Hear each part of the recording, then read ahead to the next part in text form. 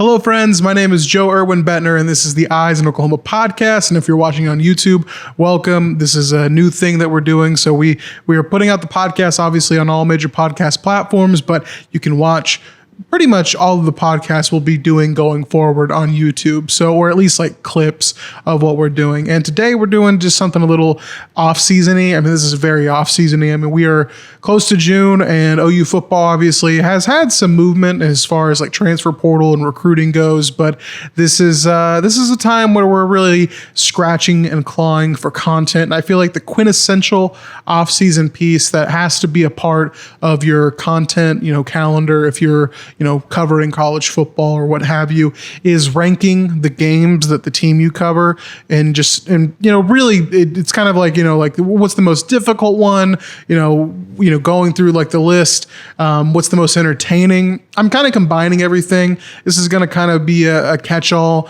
as far as just like ranking Oklahoma's 2022 schedule in terms of, the way I'm looking at it is just in terms of like, I think the hype that's going to be around it, how difficult it will be, potential for it being a primetime game, things of that nature. So without, wasting any more of your time, we're going to get right into the rankings. And you could probably imagine that number 12 is going to be Kent State, which is Oklahoma's week 2 matchup. They are not, they haven't announced anything as far as like TV goes, but this is probably going to be your ESPN Plus game more than likely, which is not a bad thing. OU taking on Kent State is September 10th, and I would imagine that's probably a 6 p.m. ESPN Plus game, which, the people not at the game, I rightfully can complain about it, but at least you don't have to pay $50, $60, whatever it is for the pay-per-view. And this game just, I think it's going to be a little strange, just kind of going from what I think is going to be a really hyped opener against UTEP. UTEP not really being what UTEP was last season. They have a lot to replace on that in that program, but it's going to be strange going from that first game, Brent Venables' era really actually kicking off, going into Kent State. But then the week after is the big trip at Nebraska, and we'll talk about that later, obviously. But Kent State, not at the top of my list. I mean, that's a game you're going to see a lot of guys that probably won't play. That's going to be a redshirt type of game, guys that are on that line to kind of get a little bit of an audition probably in the second half. Would not expect that to be a competitive ball game, and if it is, Oklahoma has some serious issues. But to move on, this might surprise people because I just think in terms of like challenging, it could be. In terms of excitement, I just don't know. But my number 11 on this list is Iowa State. Road trip to Ames, October 27th, a Thursday night. Maybe I should retool this. Nah, I'm gonna stick with it. The main thing, like for me with Iowa State, is it's just like I don't know what to expect. I really don't know what to expect with Matt Campbell's team. I think that Matt Campbell is a great head football coach, and he's done really good things for the Cyclones. But this is, by all accounts, either going to be what I assume will be a rebuilding year, or Matt Campbell is going to, have the coaching career, the coaching job of the century, and graduating that class with Brock Purdy, Breece Hall, Charlie Kohler, like a lot of talent that Iowa State is losing. There's just not a lot known about this. I mean, there's Xavier Hutchinson on the offensive side of the ball, but like there's just not a lot we know about Iowa State at this point. So a little bit tough to tell. I do think the Thursday night spot is pretty challenging, which is why I'm kind of like, maybe I should have put it up a little bit higher, because you might be wondering, like where is Kansas on this list? But we'll get to them in a second. Iowa State, number 11. Not really. I just really don't know what to expect out of that game. I think that Oklahoma should win that one, but Thursday night names a little bit dicey, a little bit tricky. So we will see how Oklahoma comes out in that game. Moving on, number 10 on my list is TCU. This is another team that it's kind of hard to predict what they're going to be, but I don't imagine it being any more than a 500 to like 7-5, team that maybe makes a bowl game if a few things go their way. But the first year of the Sonny Dykes era, I'm not really expecting it to be competitive.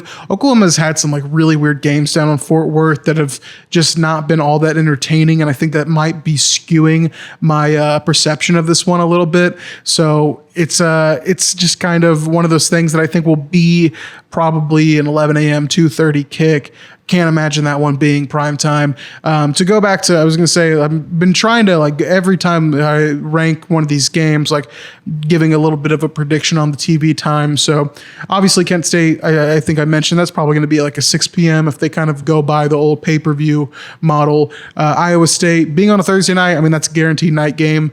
But then TCU, I mean, I just can't imagine that being anything other than an 11 a.m. or even like a 2:30 game. I just can't imagine it being at night. Unless Fox, which, as we know, does the 11 a.m. Big Noon kickoff, and they put a lesser game at 7 p.m. So that could be Fox's game. I mean, maybe they put a night game for Oklahoma and TCU. But that coming the week before Texas is always kind of a tough spot, or at least I think that's what it always kind of gets talked about as. But just interested to see what TCU looks like, and hopefully I won't say too many times like I don't really know what to expect, but I really don't know what to expect from TCU this season. Just a lot of new faces around there, a lot of new. I think that the Horned Frogs can be back kind of to where they were under Gary Patterson. I think that Sonny Dykes is just, it's a good job for him. It's a good fit. I think the pressure will, not really be there for the first few years. So I think that just kind of less stress probably makes the transition a little bit easier. Moving on to number 9 on my list, Kansas. Kansas showing up. Kansas coming to Norman. This is kind of a it's a good spot probably for Oklahoma to have Kansas the week after the OU Texas game, which is always just such a draining game for, I think, both teams. And you don't really want, a huge slugfest the week after. Now, I will say this about Kansas, and I have been on the, not the Kansas bandwagon, but I think this is a team that is going to cross into like the 3-win, 4-win territory, which I know is pretty wild for the Kansas Jayhawks. But this was a team that but Les Miles was fired, relieved of his duties after spring practice had already happened. They bring in Lance Leipold, the former Buffalo coach. So not having that spring to install his system, essentially just kind of putting together a team from summer on. It was a team that got better as the season went along, and it's one of the, I believe I'm fairly certain that they are top 10 in terms of like returning talent or returning starters. And you could make the case that, Kansas gave Oklahoma a really good game last year. That was still super strange in a game that I don't think that Oklahoma necessarily should have needed a guy like Caleb Williams to like snatch the ball from Kennedy Brooks' hand to make a play. That was just a strange event. I don't expect this one to be as close as that one. I think Oklahoma should be locked. Just under Brent Venables, the kind of vibe is just that like Oklahoma's not. Well, you would expect them to have a few. Just historically, like every team has a letdown game, but you would hope that Brent Venables, if he is the coach and the culture that he's trying to instill, can be of such that Oklahoma doesn't go into these games that they should clearly win and lay an egg. So Kansas is there at number 9. Next up is West Virginia, which is kind of sandwiched by 2 really, really important games, Baylor and Oklahoma State, November 12th in Morgantown. That's a game that, and I already kind of broke my rule about the time. That Kansas game, wouldn't expect that to be at night, probably. I'll go 11 a.m. On like ESPN, something like that. But as far as West Virginia goes, this is a tough one just because I feel like when Oklahoma goes on the road, and you've seen it all, kind of like some of the stats that I've tweeted, other people have put out, but when Oklahoma goes on the road, it's Oklahoma, and it's just kind of the nature of being Oklahoma. It's typically the biggest game of the year for whoever they're going to, and I would imagine November Saturday, a mid-November game in Morgantown would likely lend to it being, perhaps a night game. And I think I'm a little bit higher on West Virginia, or at least I think that I can see like the potential for Neil Brown to really figure things out this upcoming season. And obviously it's just tough to play teams in November. I think that, if you're not affected too much by the injury bug, you can, really make some noise in November just because you've got, pretty much an entire season under your belt. And this is going to be JT Daniels, what would this be, his 10th game as West Virginia's quarterback. I mean, that's just a lot of experience to build off of. JT Daniels, the former 5-star quarterback who's bounced around from, USC to Georgia. Now he's at West Virginia. I think this is a good spot for him and, first-year offensive coordinator Graham Harrell. I think that there's fairly mixed reviews, and rightfully so, about Graham Harrell, but I think that West Virginia, they were in games last year, and, a lot of things could have went their way. They probably should have beaten Oklahoma last season.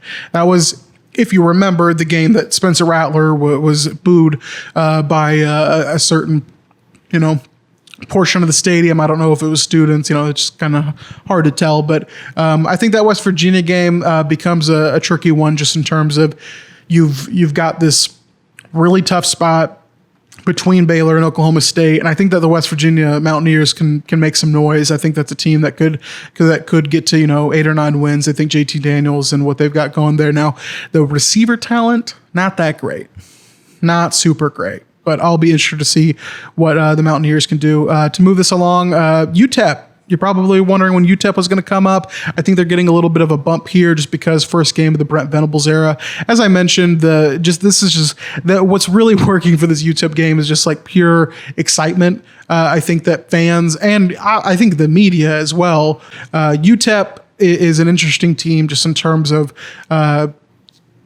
first game of the season. You've kind of seen it before when Oklahoma has brought in a lesser program, and it's a mid-major. I don't think that's any disparaging comment toward UTEP, but this is a game that I would expect Oklahoma to win by several touchdowns. I think the line came out the other day at 37.5. So Oklahoma should win that game with ease, but that will be a game that should be nationally televised, just kind of based on Kent State being the game right after. Otherwise, this would be prime, pay-per-view ESPN Plus territory. But hopefully Oklahoma can still manage to get a night kick, because September 3rd in Norman, Oklahoma, generally is pretty miserable, but excited just to kind of get our first look at Brent Venables and what his version of Oklahoma football looks like. So we'll be interested to see how Oklahoma fares in that game, and if they can live up to that pretty big spread that they've got going into it. Moving into the top half of the schedule, Texas Tech. This is a tough one for Oklahoma. November 26th. This is the last game of the regular season in Lubbock. That is a tough spot.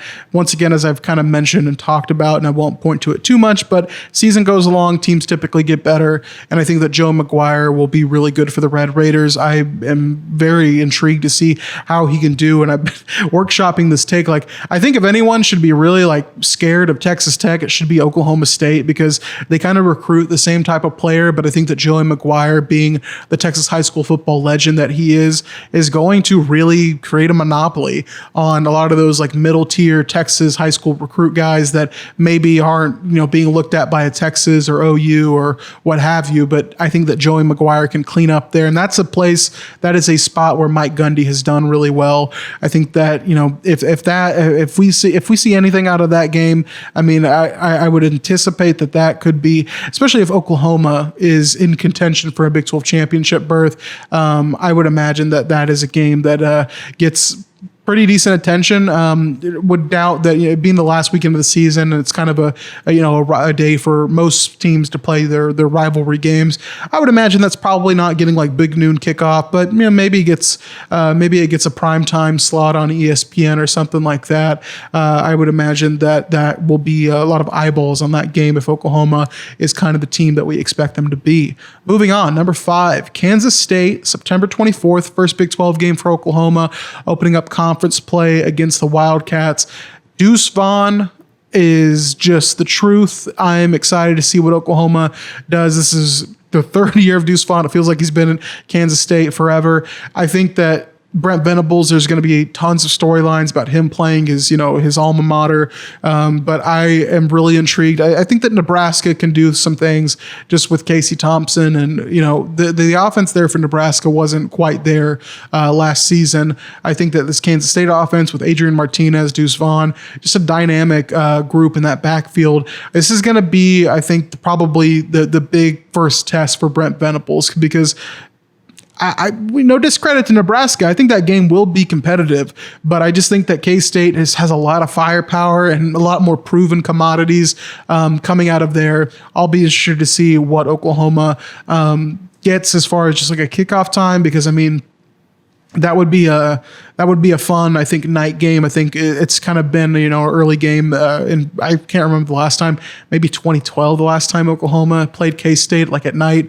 But yeah, it's been a little bit. That's going to be a fun Big 12 opener. I think K-State's going to surprise some people, seeing the win totals for the Big 12, some of the books that put those out. I think Kansas State's getting a little underrated, so that's why they're kind of up on this list. After them, number 4 on my list, Oklahoma State. Not too hype on Bedlam this year, but I still think that your Bedlam, November 19th, Oklahoma will host OSU, and Oklahoma State, for what they are, I think is in a really good spot. Derek Mason, new defensive coordinator, comes in for Jim Knowles, which was kind of the heart and soul of the team last season. I think that Oklahoma State still is very limited by its offense, and just defensively, Oklahoma was exposed quite a bit by a great game plan on, I think, Mike Gundy's part. Now, obviously, Oklahoma led a lot in that Bedlam game and, kind of let it slip away a little bit, but I'll be, I'm just not sold on Spencer Sanders. I don't think that's a hot take by any means. I think that's probably a sentiment shared by quite a few people. Maybe Oklahoma State comes out and surprises me, and they're back, being a 10-win team, competing for a New Year's Six Bowl, a Big 12 championship game berth.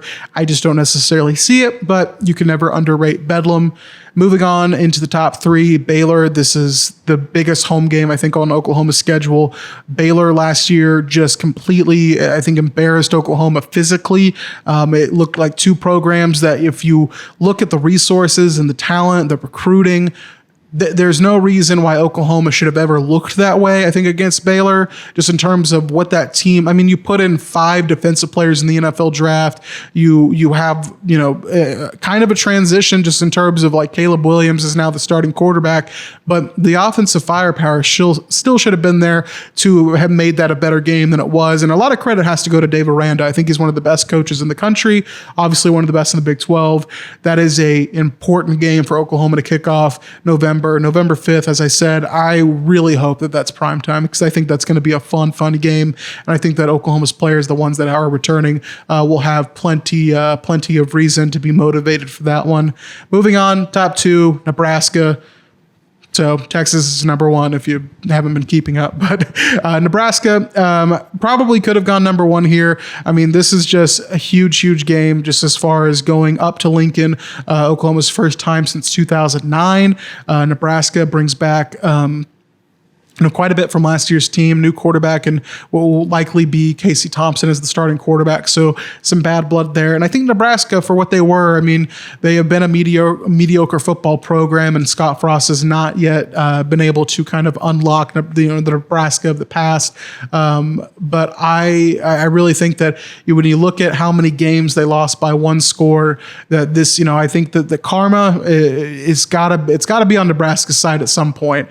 That game, if it's not at night, I mean, I would imagine, just kind of looking at, Fox has the Alabama Texas game the week before. ABC managed to get OU Texas, so this could be a Fox big noon kickoff situation once again.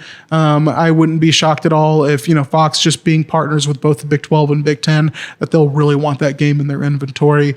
But a good game that I think that Oklahoma has a very, of all the games I've kind of listed, I think that Oklahoma, other than like Baylor, should win. And I think that Oklahoma should probably beat Baylor, just, given the talent that's coming back. But Dave Aranda, man, he's a great head football coach. And I think that Brent Venables year 1, I think that there is probably less question marks for me about him than probably what's, going on the outside.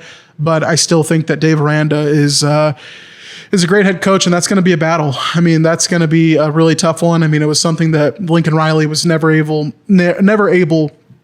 when it came to some of the defensive coaches in the Big 12. Just, he had his weak spots, and Dave Aranda was definitely one of them. But number 1, Texas, October 8th. That'll be on ABC, likely an 11 a.m. kickoff.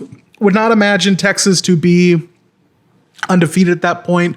They've got a really tough September. Not only just Alabama, but you start off the year with the program that has been as good. I don't want to get this wrong, but Texas is 2022 non-conference, and we might eventually kind of rank the 2022 non-conference schedules, and I think that would be an interesting kind of look because Oklahoma it's not terrible, but Texas has Louisiana Monroe. Not the best program, but definitely, mid-major you can't overlook. And then UTSA, which had its best season in history last year. I think Texas is going to, it's going to be tough for them to be yet a one-loss team entering, going into Dallas.